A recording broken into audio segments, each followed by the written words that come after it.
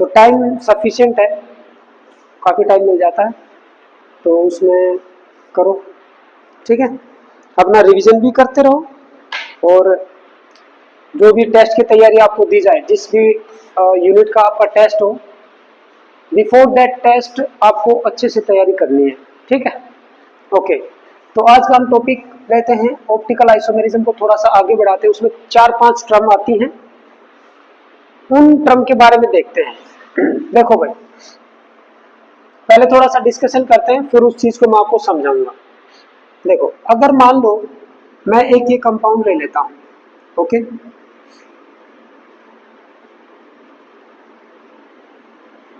Right, ये एक 3 dimensional molecule है। अगर इसको 3 डायमेंशनल में मुझे दिखाना है बोर्ड के ऊपर, तो मैं इस टाइप के नोटेशंस यूज करता हूं, ठीक है ना। This is called Newman projection, Newman projection method,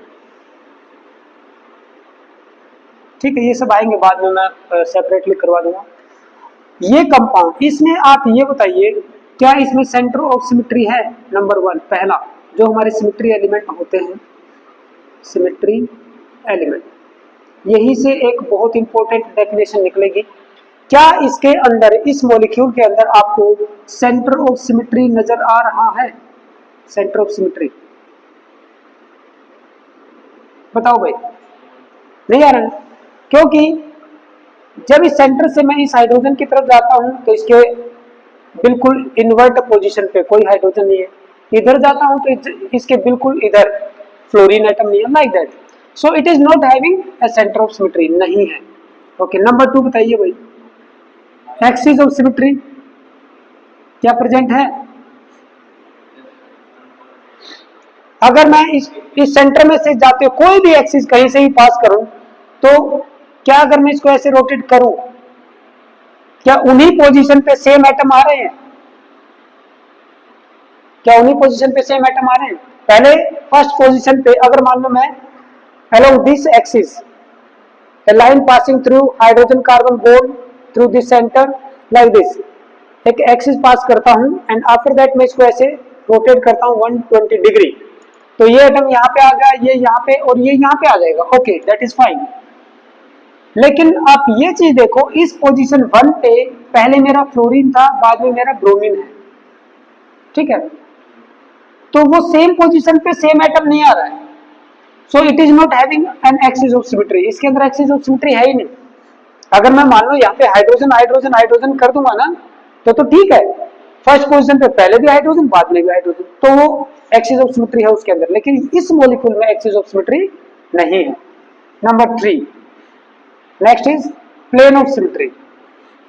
plane of symmetry बताइए, अगर मैं एक प्लेन, इस बोर्ड, ये जो बोर्ड का जो प्लेन है, इसमें से अगर मैं पास करूं, तो क्या ब्रोमीन क्लोरीन की जगह, क्लोरीन ब्रोमीन की जगह चला जाएगा? क्या वो सेम शेप होगी? नहीं होगी, क्योंकि प्लेन अगर बीच में से पास होगा, मिरर, मिरर मान लो मिरर प्लेन में ऐसे पास करता हूं, ब्रोमीन अंदर की तरफ है, क्लोरीन इधर बाहर की तरफ है, क्लोरीन उधर चला जाएगा, ब्रोमीन यहाँ पे आ जाएगा, पोजीशन रिवर्ट हो गई, सेम मॉलिक्यूल नहीं बना। तो क्या होगा? उसके अंदर प्लेन ऑफ सिमेट्री नहीं है। अगर मान लो सेम अगर एटम होते तो सेम शेप बन जाती और उसके अंदर एक प्लेन ऑफ सिमेट्री होता। सो इस मॉलिक्यूल के अंदर there is no symmetry element, that's why this carbon is known as chiral carbon atom, chiral center you can say, and if it is carbon then it is called chiral carbon center. Okay, carbon की जगह कोई दूसरा भी हो सकता है, ठीक है। अब भाई, जब एक ऐसा केमिकल कंपाउंड जिसके अंदर कायरल कार्बन एटम है, तो उसके साथ एक एक्सपेरिमेंट किया गया। क्या एक्सपेरिमेंट किया गया? एक्सपेरिमेंट ये किया गया कि भाई एक मिरर लगाया गया यहाँ पे, इसकी इमेज मिरर के अंदर, जो पास में होता है वो पास में बनता है मिरर में, है ना, और जो दूर होता है वो दूर बनता है ना। जिस साइड में ये अंदर की तरफ है तो अंदर की तरफ ही रहेगा, लाइक दिस, ये कार्बन। फिर भाई मेरा क्लोरीन कहाँ आएगा? यहाँ आएगा, लाइक दिस, है ना। फ्लोरीन यहाँ पे जाएगा और हाइड्रोजन यहाँ पे आएगा, ठीक है। एक ये शेप बन रही है इस मॉलिक्यूलर फॉर्मूला की, और एक ये शेप बन रही है। ये कंपाउंड भी एग्जिस्ट कर सकता है नेचर में, ये भी कर सकता है। क्या ये दोनों कंपाउंड का मॉलिक्यूलर फॉर्मूला सेम है? बिल्कुल सेम है। क्या इनका स्ट्रक्चरल फॉर्मूला सेम है? बिल्कुल सेम है।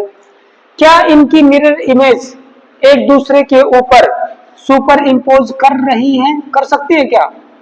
सुपर इम्पोज का मतलब होता है एक के ऊपर एक, जैसे एग्जैक्टली जैसे मान लो ये एक सर्कल है, अगर मैं इसकी इमेज देखूं तो सेम एक सर्कल होगा, इसको मैं इसके ऊपर सुपर इम्पोज कर सकता हूं, एग्जैक्टली इसके ऊपर आ जाएगा।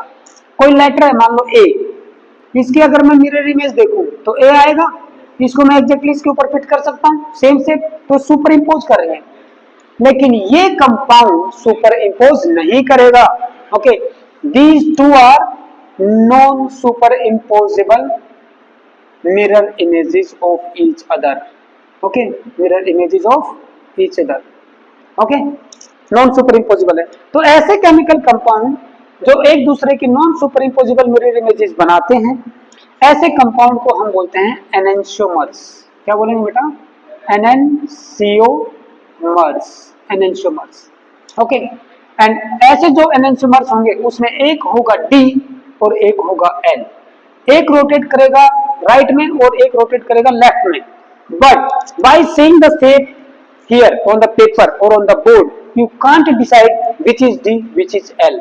एक्सपेरिमेंटली हम इसको फाइंड आउट कर सकते हैं, प्लेन पोलराइज लाइट को पास करके देखेंगे, है ना, फिर देखेंगे कि वो राइट में रोटेट हुई है या लेफ्ट में, तो ही हम बता सकते हैं कि ये कंपाउंड डी है या एल। लेकिन प्लेन और पेपर पे देख के या इसकी शेप देख के मैं डिसाइड नहीं कर सकता कि ये भाई साहब जो है डी है या एल है। अगर किसी ने बोल दिया ये डी है तो फिर डेफिनेटली ये एल हो जाएगा, अगर बोल दिया ये एल है तो डेफिनेटली ये डी हो जाएगा, तब हो जाएगा। अगर किसी ने पहले से ये पता कर रखा है तो कि भाई शेप वन जो है ना डी है, तो डेफिनेटली वो एल है, बिकॉज बोथ आर एनेंशियोमर्स। तो एनेंशियोमर्स क्या होते हैं? ऐसे ऑप्टिकल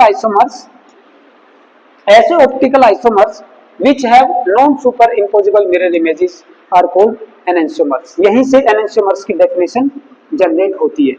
ठीक है, ये पूरा उतारिए बेटा इस एग्जांपल को लेके, ठीक है, ये उतारिए और फिर उसके नीचे हम लिखेंगे enantiomer की, यहीं पे डेफिनेशन कंक्लूड करेंगे। ठीक है, फटाफट कीजिए, पहले ये लिखो क्योंकि ये पता होना जरूरी है कारेल सेंटर के बारे में। ठीक है, तो इस तरीके से हम पता करते हैं what are the enantiomers। Okay, चलो